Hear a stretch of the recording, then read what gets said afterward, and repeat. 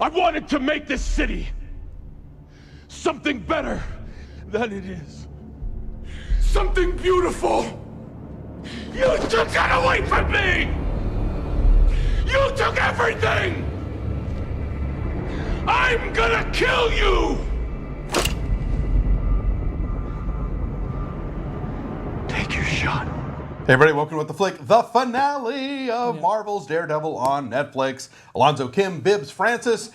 Very satisfying, I would say, yes? Satisfying and heartbreaking. God damn this show for bringing out the emotional side of me. The scene at the start, I love music moments. Big Montreal fan, as we all know. But I love the music moments and throwing out that funeral. We haven't seen anyone really being honoured. Anyone who's had significant deaths, and we didn't see. Is that Alyssa? We didn't see Wesley didn't have a funeral. Wesley didn't. Alyssa didn't. No. Yeah, but this was pretty sad. As much as I love Wesley. No. He was the friend. He should have had like a 21, iPhone salute. Like he was a great assistant. Everyone.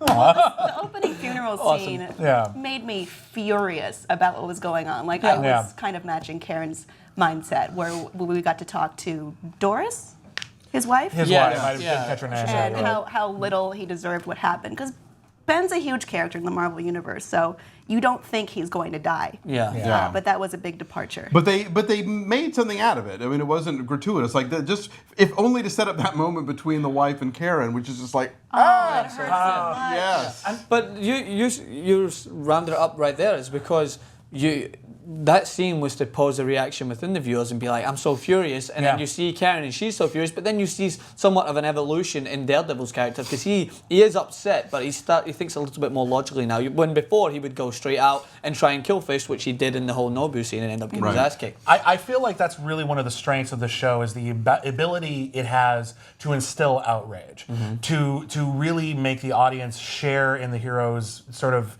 frustration at how maybe the Kingpin isn't the most supervillain ever, except for that awesome strut down a bridge, with news copters looking at him and everything. Awesome. I don't even give a fuck anymore. Holy shit. But before that, he's just a crime boss or whatever. He's not really a supervillain, but he's so untouchable that makes him superhuman. That makes him just more threatening than Loki has ever been. Yeah, and he's one of those things where Owlsley thinks he's got him cornered, and he's like, nope, no. Toasting.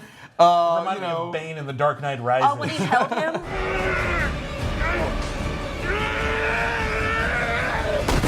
You thought he was going to crash. So can someone? Well, no, because it was just I own you. I have all this money. It's like, do you think that gives you power? I can't do the Bane voice, but that's basically you know that money shit. I'm still gonna murder you. Yeah, Who's exactly. laughing now? I'm gonna find Hoffman and totally foil your blackmail plot. Can someone tell me who was it that made all the arrests again? Was it the FBI? The FBI. I couldn't tell. Boy, are they efficient?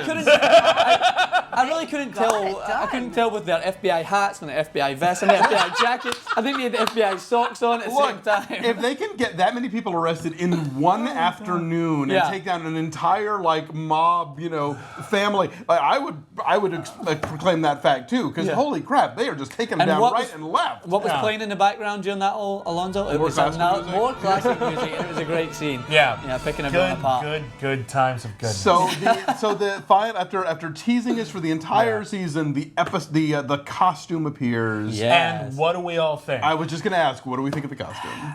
You're a style guy. You're the it was pretty stylish. It was better than Ben Affleck's Daredevil costume. I never really hated that costume. I mean, I just liked this one. It was more modern. It reminded me a little bit, I don't know, like some darker shades. I don't know. I like the darker shades, not rather just a bold red. It reminded me of Batman, but so much of this episode reminded me of Batman. Like you said, the Bane thing. The he did Joker the scene pose as where well. he was holding him. It mirrors a comic pose where Bane breaks Batman's spine. Yeah. Right. The scene The classic standing at the top of a building with the clouds behind him in the moon. With your so mask Batman off, to even me. though people might look at him. And the whole I wanted to be, well, I'm guessing the whole, when he was caught, he found a way out of it. It was similar to when the Joker wanted to be caught, and then it was that whole big breakout scene, similar to that. But there was a lot of Batman shows in there. But I did like the costume. But so did I pick this up wrong, or did the costume maker, I'm forgetting his name, say Melvin Potter. Melvin Potter? Did he say the red will avoid a knife? No, the red is the will stronger part of it, and Okay. the black The is... black will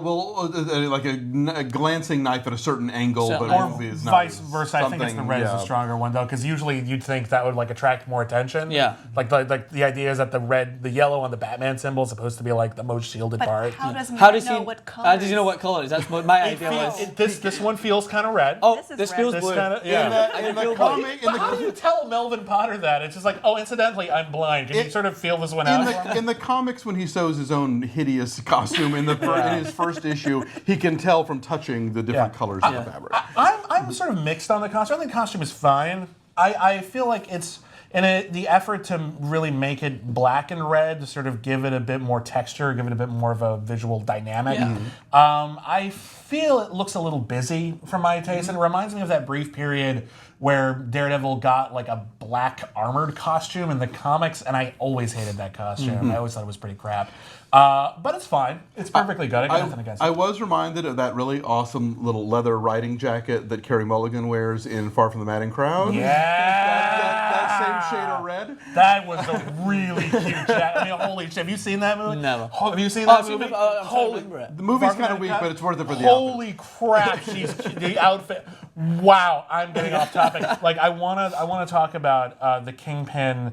In this episode, he has one of his two great speeches. Yeah. Oh, when he tells the story in the Ill intent. The Samaritan? That is an amazing speech, and it leads to such a great payoff. But between that and like 2 episodes prior, his speech about why he cannot pray but he will punch God. Yeah. Like that is he's. Oh, So that's get him because- an Emmy. Fuck. Yeah, it's because it's so good. We talked about before how he was always he was confused about what he was trying to do. He always felt that he was the person trying to make the city better, and then he finally realizes, you know what, I'm a dick, and I'm not.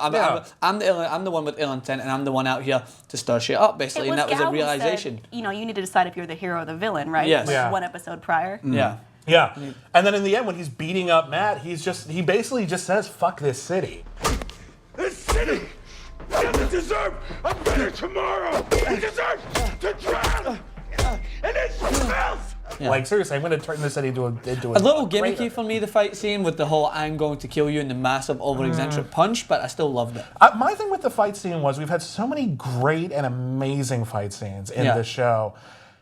Just the Kingpin versus Daredevil in an alley, just sort of wailing on each other, felt a little bit underwhelming. A little rushed. Emotionally, it worked. Yeah. It felt that visually, or maybe from a choreographical perspective, I don't even know if that's a word. Sometimes It's a little fights are lacking. just dirty. Yeah, I can handle dirty, but I feel like it could have been presented more. I think they didn't want to detract from the actual dramatic climax that this fight presented. Like the episode 2 hallway fight and stuff like that. I mean, I think those were sort of little mini tour de forces in and of themselves. This one, I think they really wanted to be about this guy beating the shit out of this guy. Right. Yeah. And they didn't want to overload it with the kind of the pyrotechnics or the camera angles or whatever. I want to clarify, that's not what I'm asking for. If you look at the Daredevil movie, which don't, it ends with like this really over-the-top fight on like a huge organ and like a church and everything. It totally falls apart because they tried to make it into a set piece for a million other reasons as well.